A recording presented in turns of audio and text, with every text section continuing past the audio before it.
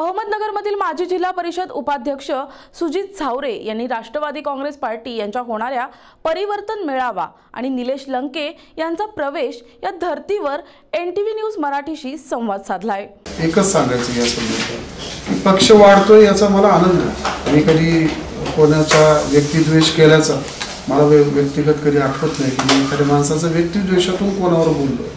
परंतु जर आपण आता धोरणात्मक बोलायचा जर विषय ठेवला तर ज्या मंडळींनी पवार साहेबांवर दादांवर अत्यंत खालच्या पातळीवर टीका केली अशा लोकांना पक्षात घेत असताना मला माझी अपेक्षा इतकीच होती की जी जुनी निष्ठावान राष्ट्रवादी काँग्रेस पक्षामध्ये ज्यांनी पक्ष उभारणीमध्ये ज्यांचा फार मोठा आणि मोलाचा वाटा त्या लोकांना वास्तविकपणे त्यांनी विश्वासात घेणं हे अत्यंत आवश्यक होतं। 31 जानेवारी हा कार्यक्रम उद्या या ठिकाणी होतोय। आत्तापर्यंत साधारण या कार्यक्रमाच्यासाठी 3 बैठका घेण्यात आल्या। मला एकाही बैठकीला साधं निमंत्रण सुद्धा दिलं गेलं नाही। याची मी तक्रार कुठे केली नाही कारण शेवटी तक्रार करायची कोणाकडे हा एक माझ्या पुढे पडलेला प्रश्न। परंतु अत्यंत प्रतिकूल परिस्थितीमध्ये ज्या काळामध्ये पक्षाकडे माणसांची वानवा होती, ज्या काळामध्ये पक्षामध्ये राष्ट्रवादी पक्ष वाढवण्याच्यासाठी या तालुक्यामध्ये तसं काही फारसं पोषक वातावरण राष्ट्रवादी काँग्रेस पक्षाचं मूळचं हक्काचं मतदान म्हणून कुठलं मतदान नसताना माझे वडील कैलासवासी वसंतराव दादांनी हा पक्ष वाढवत असताना खूप त्याग आमच्या कुटुंबाने निश्चितपणे त्याच्यामध्ये केलं आणि याच्यामधून अपेक्षा फार माफक होती की हे सगळं करत असताना केवळ फक्त विश्वासात घेऊन विचारून हा सगळा निर्णय होणं अपेक्षित होतं। परंतु तसं कुठेही दिसलं नाही। शेवटी त्याची खंत माझ्या मनाला खूप म्हणजे वेदना देणारीच खंत आहे ती, कारण शेवटी ज्या घराला एक एक वीट रचून पायापासून तर घर पूर्ण बांधून झालं, आज घरामध्ये राहण्याची सुस्थितीमध्ये घर बांधून आज तिथं राहण्याला जायची जेव्हा वेळ आली त्यावेळेस जर तिची चावी अचानकपणे ज्यांनी सातत्यानं घराच्या कामात अडथळे आणले अशा माणसाच्या हातामध्ये जर कोणी देत असेल तर निश्चितपणे त्याचा कुठेतरी वेदना आमच्या मनाला होत आहेत आणि त्या काही मला लपवता येत नाही।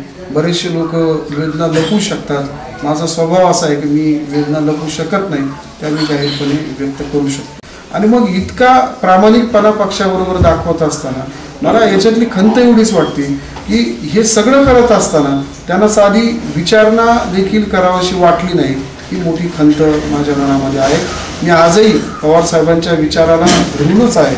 मला पवार साहेबांच्या विषयी नितांत आदर हा माझ्या मनामध्ये निश्चितपणे आज आहे आणि तो उद्याच्या काळामध्ये निश्चितपणे राहणार आहे। कारण कोण येतोय याला मी काही फार महत्त्व देत नाही, कारण प्रवेश होणं आणि पुढे निवडणूक लढवणं हे फार लांब लांबच्या गोष्टी, याचा काही संबंध अजिबात नसतो हेही मला माहिती आहे। परंतु ज्या पायाला तुम्ही विसरलं नाही पाहिजे। शेवटी जो पाया असतो, कळस जरी आज पक्षाचा उद्या होणार आहे तरी पायाला न विसरता त्या ठिकाणी जायला पाहिजे असं माझं व्यक्तिगत मत आहे।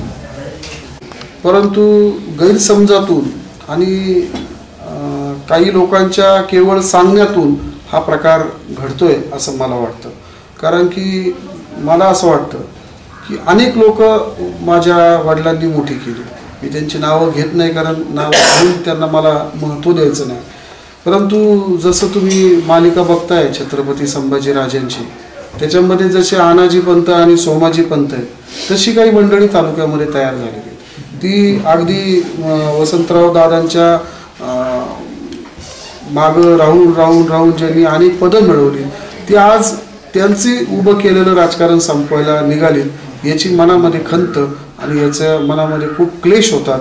आणि हे सगळं होत असताना वरच्या मंडळींनी वास्तविकपणे याच्यामध्ये वेळीच हस्तक्षेप करायला आवश्यक असताना देखील त्याच्यामध्ये तो केला जात नाही हे देखील मला या ठिकाणी सांगावंसं वाटतं।